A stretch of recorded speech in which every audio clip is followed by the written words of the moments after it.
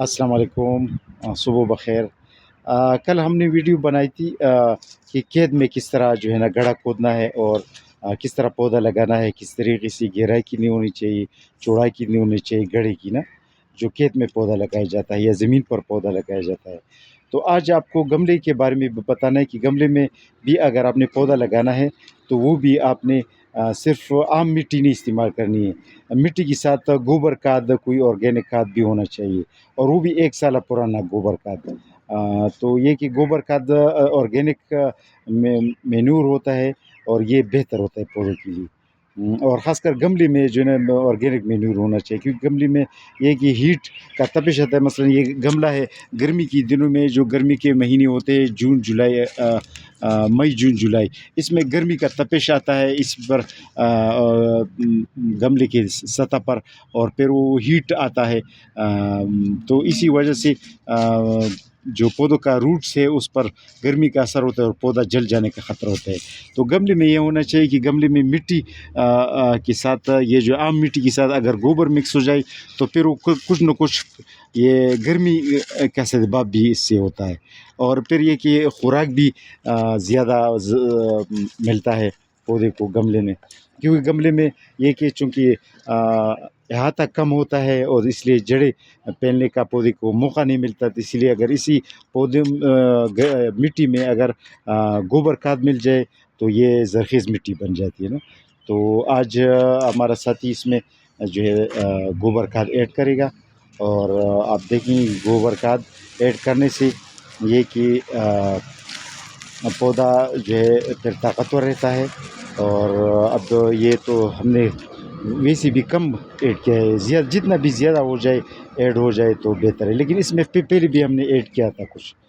تو آج آپ کو یہ بتانا ہے کہ یہ کس طرح یہ مکس ہو جائے، تو پھر یہ کہ پھر گملے میں جو پودا ہوتا ہے وہ طاقتور رہتا ہے، اس کے لیے خوراک زیادہ ملتا ہے۔ تو آج آپ کو یہ بتانا تھا کہ آج یہ گملہ، یہ اس پر پہلے سے پودا سوکھ گیا تھا، یہ گھر کے اوپر ہم نے گملے رکھے ہیں، تو یہ سوکھ گیا تھا، تو اس پہ ہم نے جو ہے نا یہ ڈونٹ پیچ کا ٹکی آڑو جسے کہا جاتا ہے، ٹکی آڑو کا پودا لگایا، اور اسی پر جو ہے نا نیکٹرین آڑو کا پودا لگائیں گے۔ تو حالانکہ اس سے پہلے جو ہے نا اس پر بربادوس چیری کا پودا تھا، وہ ہم سے سوکھ گیا تھا، اور ادھر جو تھا وہ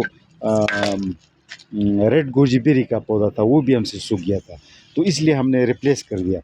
تو یہ کہ اور یہ وہ بھی گرمی کی وجہ سے سوکھ گیا تھا، کیونکہ گرمی کی وجہ سے تپش ہوتی ہے۔ اچھا، آپ کو یہ بھی میں بات مشورہ دیتا ہوں آپ سب کو کہ جب مئی جون جولائی کی گرم مہینہ آ جاتا ہے تو آپ کوشش کریں کہ اس طرح آپ کے پاس گملہ ہو نا، تو اس پر کوئی گتے وغیرہ یا کوئی اس طرح وہ جو ایک پلاسٹک شیٹ یا کوئی بھی جو ہے نا اس پر آپ لگے، خاص کر گتے جو پیپر والے گتے ہوئے وہ بہتر رہتے ہیں، تاکہ جو ہے نا یہ اس پر سایہ ہو اور یہ ہیٹ زیادہ نہ جائے ادھر۔ تو کوشش کریں کہ گملے کے آس پاس بھی کوئی سایہ لگائے، تاکہ گملے پہ سایہ لگ جائے تو پھر پودے کی سوکھنے کا، پودے کی جل جانے کا گرمی کی وجہ سے وہ خطرہ پھر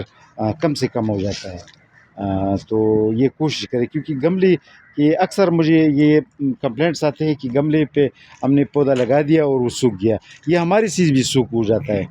یہ مسئلہ ہے۔ لیکن کوشش کریں کہ گملے پر آج اسی سال بھی میرا ارادہ ہے کہ میرے پاس جو بھی گملے ہیں اور وہ دھوپ میں ہیں، تو اس پر میں کوئی کور گملے پر، پودے پر نہیں، گملے پر اس طرح کور لگانا چاہتا ہوں، تاکہ جو ہیٹ ویو جائے تو وہ ڈائریکٹ روٹ کو افیکٹ نہیں کرے گا، روٹ پر اثر نہیں دے گا۔ تو آج آپ کو یہ دکھانا تھا، یہ ماشاءاللہ اچھے پودے لگائے گئے اسی پر گملے پر، اور یہ نیکٹرین اور ڈونٹ پیچ لگا دیا۔ تو یہ جو ہے نا ابھی انشاءاللہ یہ چونکہ ہم نے مٹی میں گوبر پہلے اس سے پہلے کم ایڈ کیا تھا، ابھی ہم نے ریپلیس بھی کر لیا، مٹی میں گوبر بھی لگا دیا، مکس کر دیا، تو انشاءاللہ ابھی یہ بہتر رزلٹ دے گا۔ اور یہ چھت پر ہے جی، یہ گھر کی چھت پر ہے جی۔ تو آج آپ کو یہ دکھانا تھا کہ گملے میں کس طرح آپ نے جو ہے نا ایڈ کرنا ہے، اور گملے میں مٹی کے بغیر جو ہے نا गोबर के बगैर, गोबर खाद के बगैर या किसी भी मेन्योर के बगैर सिर्फ मिट्टी नहीं डालनी चाहिए, क्योंकि उससे पौधा फिर तरक्की नहीं करेगा, पौधा खुश नहीं होगा। तो आज आपको इतना बताना था। इंशाल्लाह उम्मीद है कि आप इन सारी बातों से समझ आ जाएंगे। अल्लाह हाफ़िज़।